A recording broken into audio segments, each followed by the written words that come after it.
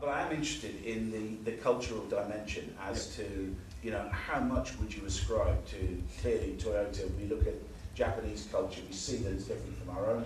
Is there any, you know, difference in cultures that makes it? Well, look, the upside of Toyota, the upside of the Toyota as a reference model is it gives this movement, if you like, a power that no other movement has, until Toyota collapses, if they do.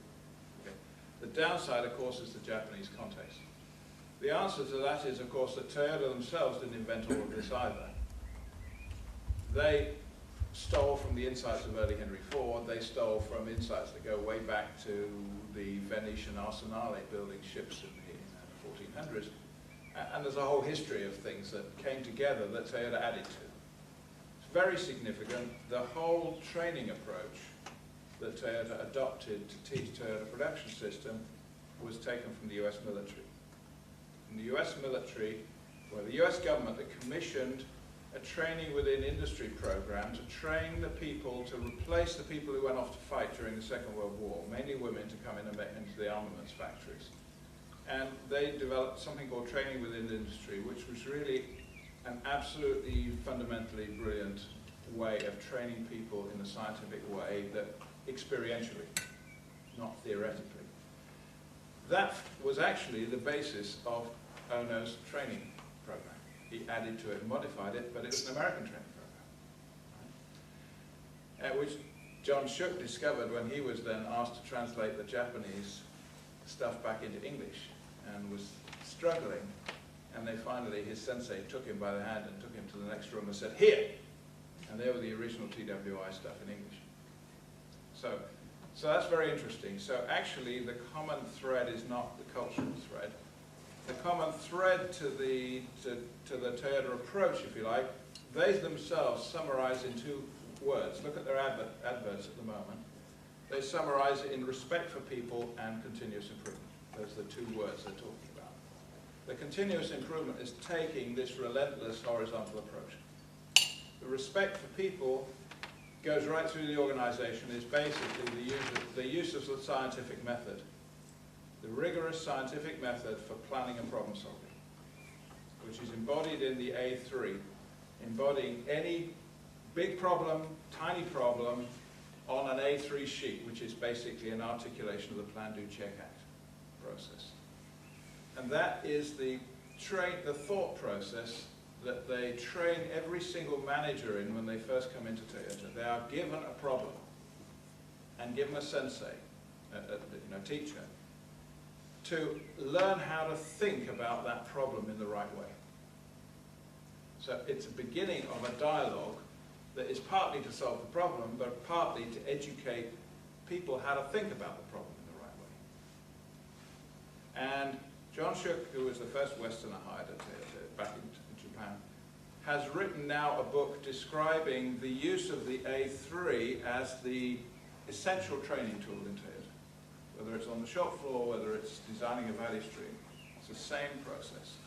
So the A3 provides the context for a dialogue, the back and forth, iteration, that is driven by not telling people what to do, but asking the right questions. It's the Socratic method.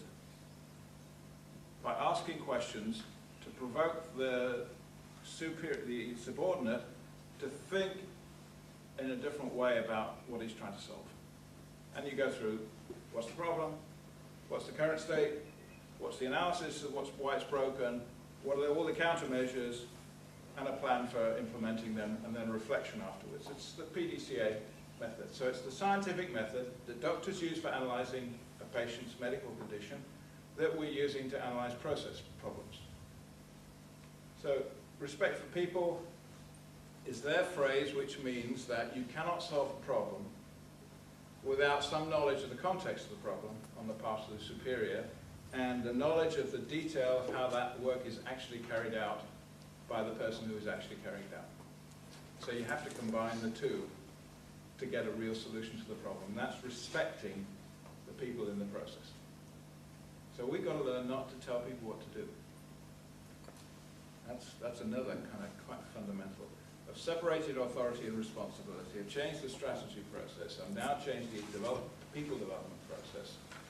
These are some of the dimensions of this new business model that I'm talking about. If we're just giving people responsibility, that's the scattergun, will do lean everywhere. You know, use tools to eliminate waste. That's actually a diversion. We need the top down to actually focus on the few key things that will have the biggest difference to business. And that ought to have been the result. What you're saying this is a problem the business wants tackled ought to be the result of a policy deployment process that comes out of this strategy process. Exactly. But the key thing I picked up on what you said earlier was that you actually then get an operations team telling another operations team how to do it better. Yeah, absolutely. And the buy-in is there, and you're just supporting that and pushing it through. Yes. We, the experts, need to facilitate, to draw out, to connect, to build the understanding. So all of the things we learned back in 92, 93, and we started the Unipark University with John Neal at Unipark. It was all about basically breaking down the knowledge into bite-sized chunks, identifying who in the company had the knowledge, if not hiring, developing that knowledge, and then teaching them how to teach it in bite-sized chunks, and then making it available, building an intranet of projects so that anybody developing anything could find that next piece of knowledge very quickly and who's got that knowledge and who could help them.